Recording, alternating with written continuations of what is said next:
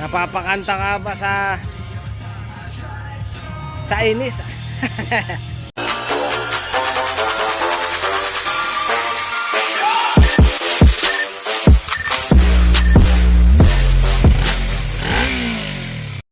Gawin natin.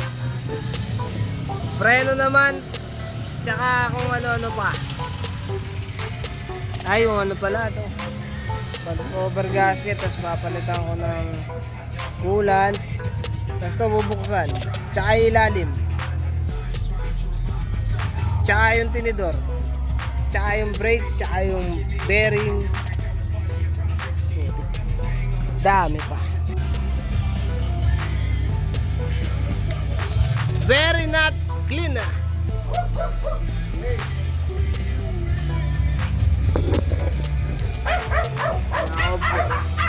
Tama lang na i-overhaul talaga.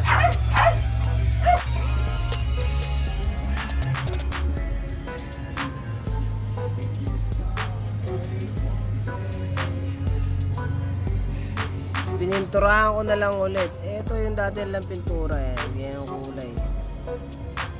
Lahat pininturahan eh.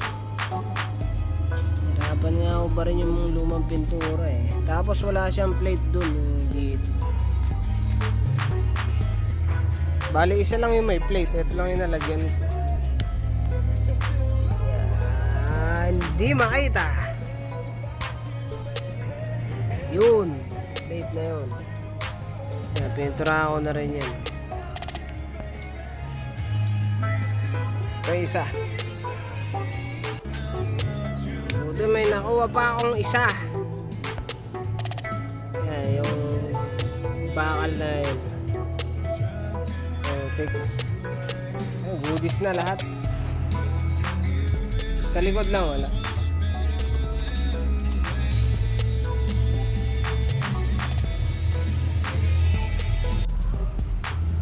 Ito na, bearing. Ito, diskarte ng machine shop. Ganyan. Yan, nilalagyan ng sleeve para sumikip ulit yung bearing.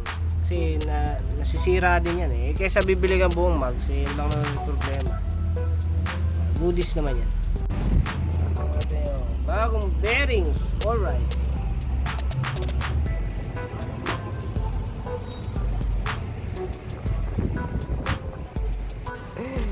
Patapos na eh. Ito, papalit na lang ako ng shock eh.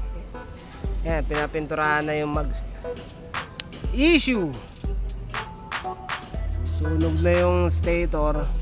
Ito, kukuha naman pa namin ng ano, imimiger pa namin para malaman kung negative na talaga. Pero sa itsura kasi negative na eh, no? Sunog. Bukod dyan, may mas malala pa, putik. Dahil na crankcase.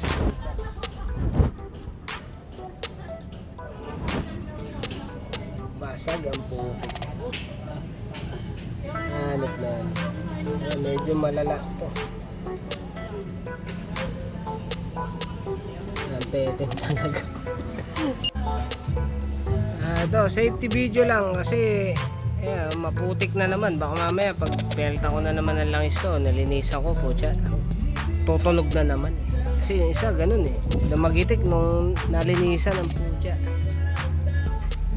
Makikita naman na ano eh, no? Tapos yun, parang may plug yun. May nakita akong kakaiba dun. Ayun, no? Parang naputulan ng allen pa yun. Diba? Oo nga, putya, naputol yung allen dun. Oo, tayo na talaga. Paano ba rin to? Hindi, dumi yata yun. Dalawa eh. Pero ito okay. Hindi, dumi nga yun. Putya, teka, kuha ako ng ano, pang socket. Kasi mahirap na, baka sa akin masisi yung mga ganyan. Ayun, putya, dumi nga. Ano yan? Ay, putya. Parang lupa ah. Oh, putya yan. Ano, putik. Parang grasa, puta. Parang dinaya din sa langis to ah. Baka mamaya mag-ingay din to. Ayan o, papakita ko ah. Para ano, safety video lang. Kasi mahirap na. Sa akin nasisisi yung iba eh. Yung nalaglag. Sa akin nasisisi yung mga ganito eh. Ito, hindi ko nilagay yan dyan po. Ito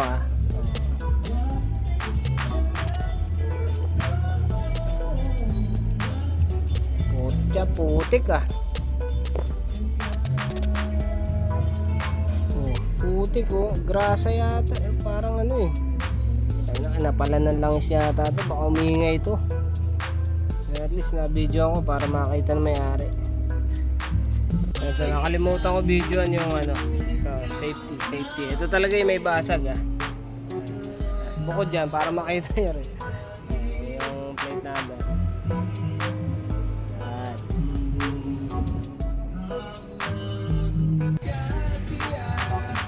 Ito, videoan ko naman yung wala talagang tornilyo yan.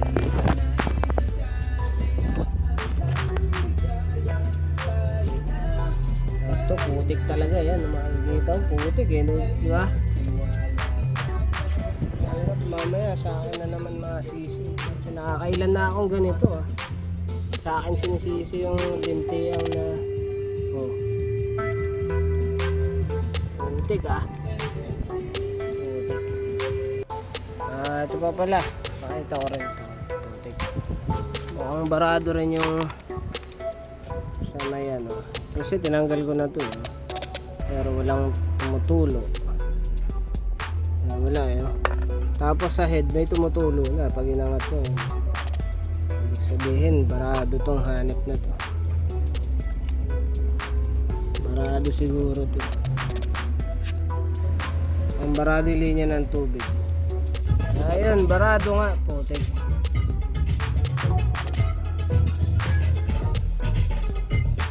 Hanip na yun.